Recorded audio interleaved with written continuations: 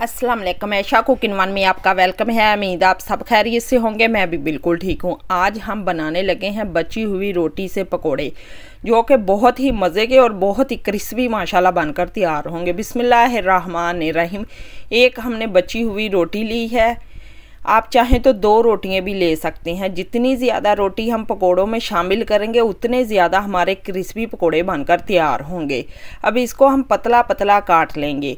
अगर आपको हमारी रेसिपी पसंद आई, लाइक करें, शेयर करें और कमेंट में हमें ज़रूर बताया करें कि आपको हमारी रेसिपी कैसी लगी। इसी तरह हम तमाम रोटी को पतला पतला काट कर तैयार कर लेंगे। ये देखें माशाल्लाह हमने काट कर रोटी को तैयार कर लिया। एक हमने आलू लिया है मीडियम साइज़ का, इसको भी पतला पतला काट लिया। एक हमने प्याज लिया, इसको भी हमने लंबाई में पतला पतला काट लिया। रोटी को भी काट लिया।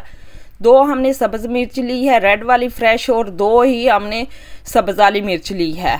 और 1 से 1.5 चम्मच हमने पुदीने की पत्तियाँ ली है।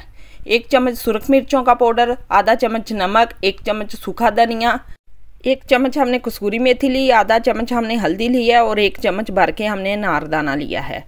अब हम 4 से 5 चम्मच भर के हम बेसन के शामिल करेंगे और अच्छी तरह इसे मिक्स करेंगे। पानी हमने ज़्यादा नहीं डालना, पानी हम कम ही डालेंगे। इसे सख्त सा बेसन को घोल कर तैयार कर लेंगे। आप भी बची हुई रोटी को ज़ाया मत करें, इसी तरह इसके पकोड़े बनाकर तैयार करें। जो बच्चे रोटी खाना नहीं पसंद करते हैं उसके लिए इस तरह पकोड़े बनाकर तैयार करें। अब हमने ऑयल गर्म होने के लिए पहले ही छोड़ दिया था। ये बहुत ही जल्द 5 मिनट लगेंगे हमारे पकोड़े बनकर तैयार हो जाए। आप इसी तरह मेहमानों को भी बनाकर दे सकते हैं। मेहमानों को ज़रा भी नहीं पता चलेगा कि आपने ये पकोड़े रोटी से बनाकर तैयार किए हैं। बच्चों के लंच बॉक्स में भी इसी तरह बनाकर तैयार कर सकते हैं। कुछ बच्चे होते हैं रोटी खाना पसंद ही नहीं करते। इसी तरह आप बच्चों को बना कर दें और बड़ों को भी बहुत ही ये ज़्यादा पसंद आएंगे। अब इसकी हमने साइड चेंज कर ली है। माशाल्लाह गोल्डन सा खूबसूरत सा कलर आना शुरू हो चुका है।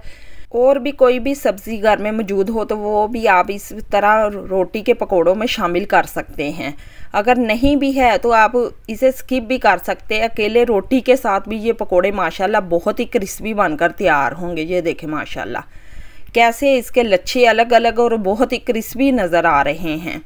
ये देखें माशाल्लाह हमारे बची हुई रोटी का लच्छा पकोड़ा बनकर तैयार हो चुका है। ये माशाल्लाह बहुत ही क्रिस्पी बनकर तैयार हुए थे। जैसे ही आप ये पकोड़े खाएंगे आपके मुंह में रोटी का पीस आएगा तो ये माशाल्लाह बहुत ही क्रिस्पी लगेंगे। ये देखें माशाल्लाह कैसे इसके लच्छे अलग अलग है और बहुत ही मज़े के और क्रिस्पी बनकर तैयार हुए हैं।